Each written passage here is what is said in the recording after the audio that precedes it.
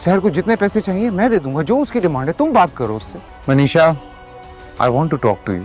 तुम अगर सही तरीके से केस जीत सकते हो तो जीत लो। कितने पैसे लिए हैं तुमने कामरान से? सर कैसी बात कर रहे हैं आप? ज्यादा ही ना करो मेरे सामने। ये अदालत मिस्टर रोहित को ये हुक्म देती है कि वो अगली समाअत पे अदालत में हाजिर हो। बल्कि यही नहीं, मैं माफी तक मांग लूंगा उससे।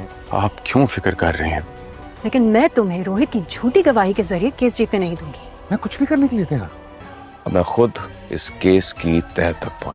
शहर के केस की समाअत होती है और जज साहब हुक्म दे देते हैं कि अगली समाअत में रोहित का बयान रिकॉर्ड किया जाएगा। कामरान काफ़ी ज़्यादा परेशान होता है और रोहित से जाके बताता है कि अगली समाअत में तुम्हारा बयान रिकॉर्ड किया जाएगा। वो उसके साथ उसके घर भी जाता है कि मनीषा से बात करें। मनीषा से बात करने से पहले वो उसे कहता है तुम मेरा साथ दो, तो उसे साफ साफ कह देती है कि तुम्हें समझते हो कि तुम रोहित से उसका झूठा बयान दिलवा दोगे तो ऐसा मुमकिन नहीं है, क्योंकि वो पहले ही रोहित से कह चुकी है कि तुमने ऐसा कुछ भी किया तो उसकी ज़िंदगी से हमेशा के लिए चली जाएगी।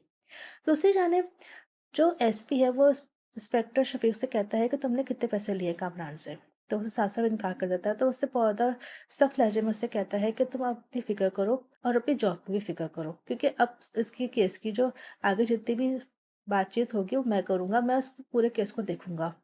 अब इंस्पेक्टर शफीक काफ़ी ज़्यादा परेशान हो जाता है क्योंकि उसका तो पोलक खुल जाएगा।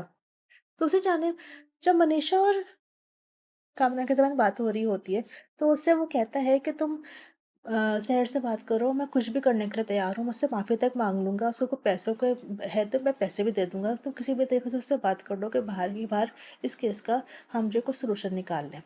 तो वो उसका इनकार कर देती है, उसे कहती है अगर ऐसा ही है तो मैं अभी के अभी उसको कॉल करती हूँ, उसको बता देती हूँ कि वो तुमसे डील कर रहा है। तो वो रोहित काफ़ी ज़्यादा परेशान हो जाता है, उसे कहता है तो इस तरह की कोई बात करने की ज़रूरत नहीं है, हम आपस में पहले खुद बात करते हैं फिर आगे कोई बात की जाएगी। और उसी वक़्त उसके फ़ोन की घंटी बजती है क्योंकि सैर उसे कॉल कर रही होती है।